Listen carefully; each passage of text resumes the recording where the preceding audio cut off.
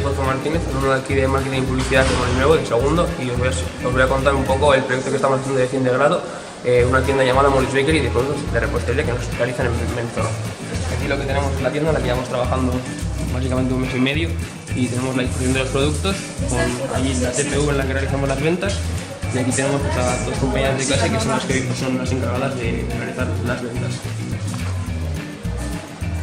Y este año pues, la mayor novedad que tenemos es que podemos vender nuestros productos a granel, entonces ahí tenemos por eso una báscula para poder vender pues, mini palmeras, mini cookies, mini pastas de avena y mini panes.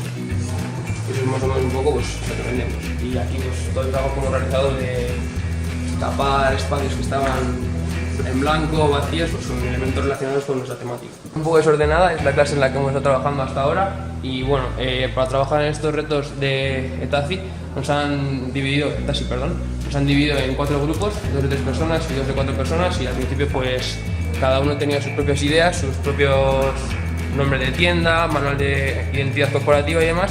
Y llegó un momento en el que ya pues, pusimos todo de acuerdo, realizamos una encuesta y de ahí sacamos nuestro nombre, Molins Bakery, y el manual corporativo que es común para todos, y desde entonces pues, empezamos a trabajar todos en la misma base.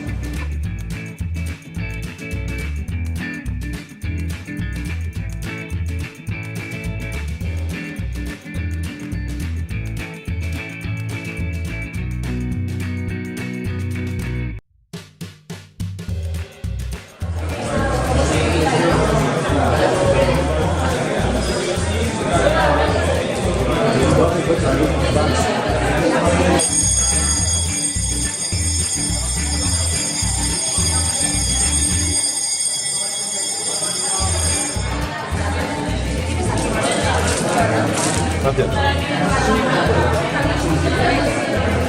¿Qué tal ha ido la venta, chicas? Pues ha ido genial porque nos estamos quedando satisfechos. Sí, vale, gracias. Déjala ahí.